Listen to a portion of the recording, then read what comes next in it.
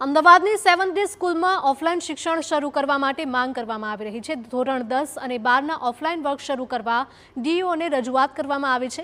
દસ્તાવેજો સાથે સ્કૂલની 10 સભ્યોની ટીમે રજૂઆત કરી। મૃતક નયનની ફી પરત કરવાનો પણ શાળાએ કર્યો હતો દાવો। ઓફલાઈન વર્ગ શરૂ કરવા વાલીઓની પણ રજૂઆત હોવાનો દાવો કરાયો છે। આવતીકાલથી જ સ્કૂલમાં નવી સુરક્ષા એજન્સી નીમવાની પણ ખાતરી આપવામાં આવી છે। આ ઘટના બાદ પ્રથમવાર શાળાના એડમિન સહિતની ટીમ જાહેરમાં આવી।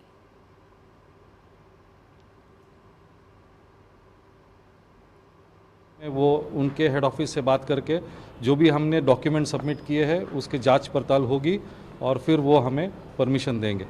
लेकिन हमने उनको अश्योर किया है, हमारे जो प्रिंसिपल सर है, कि जो भी होगा as per the instructions from do हम सब कुछ करने के लिए तैयार है।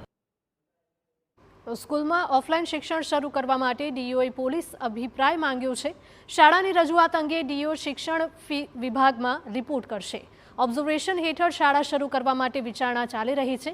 મેનેજમેન્ટ વતી આચાર્ય અને હેડમાસ્ટરની ટીમ આવી હતી।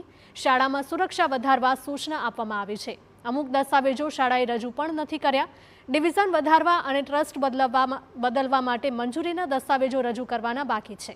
શાળામાં નર્સ અને એમ્બ્યુલન્સની પણ હાજરી રાખવા સૂચના આપવામાં આવી।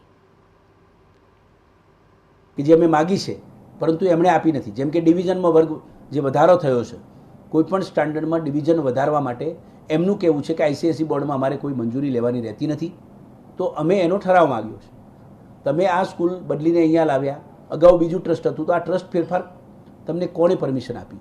આવા પ્રકારના અમે આધારો પણ માગ્યા છે। પેરેલલ અમારી તપાસ પણ ચાલે છે અને આ તપાસ ટીમનો પણ રિપોર્ટ આવે ત્યાર પછી એ આગળની કાર્યવાહી તો થશે, પણ બાળકોના શિક્ષણ માટે જે ચિંતા વ્યક્ત કરી છે એના માટે ચોક્કસ વિચારીશું।